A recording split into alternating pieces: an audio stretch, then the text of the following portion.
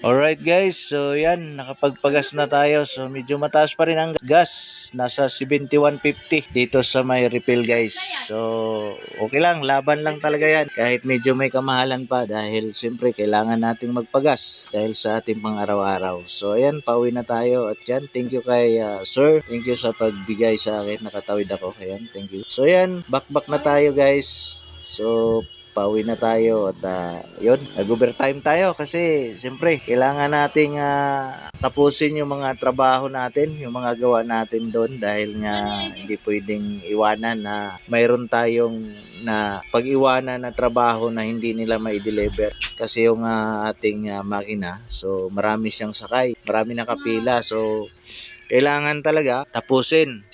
So, yun, pagka ganun kasi, bakasyon kasi tayo, so kailangan natin gawin lahat kung ano man yung mga kailangan nilang i-deliver doon sa company natin. Kasi, siyempre, wala tayo, so kailangan natin gawin yung mga trabaho na nakapila doon sa ating makina. So yun, patuloy tayo at natapos naman sa wakas, sa awa ng Diyos natapos natin, pero medyo gidabi na nga lang tayo guys.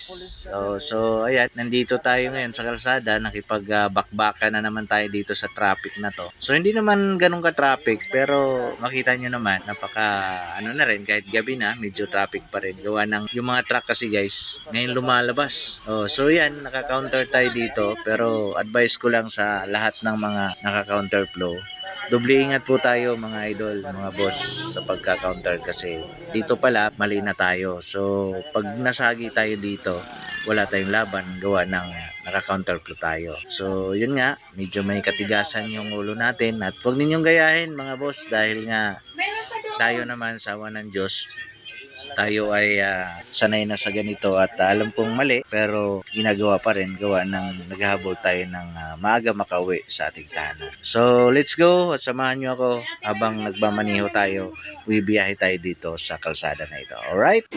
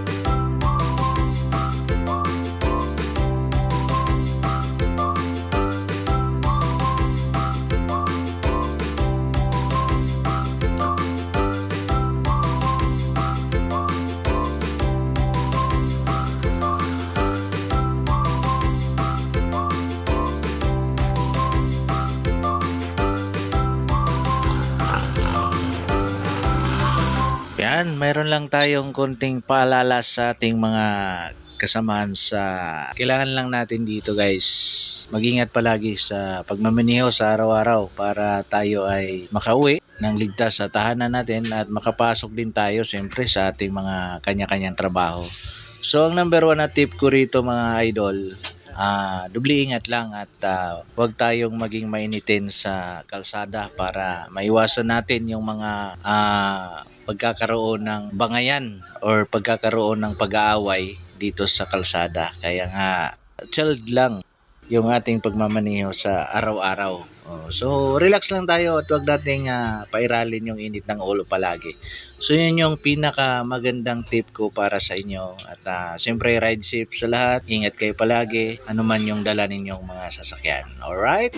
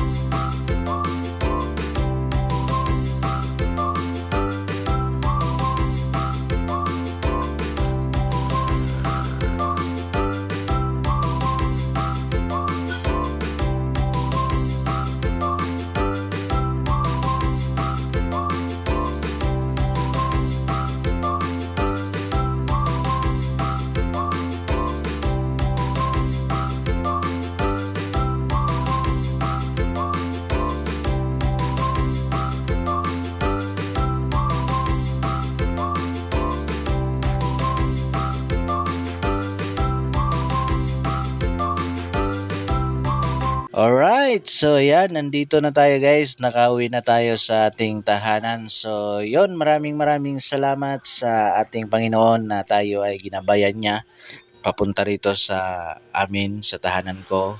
Salamat sa paggabay at salamat din siyempre sa inyong panonood sa aking video na ito. At yon, nandito yung aking kumpare, nasa labas siya. Shoutout sa aking kumpare dyan.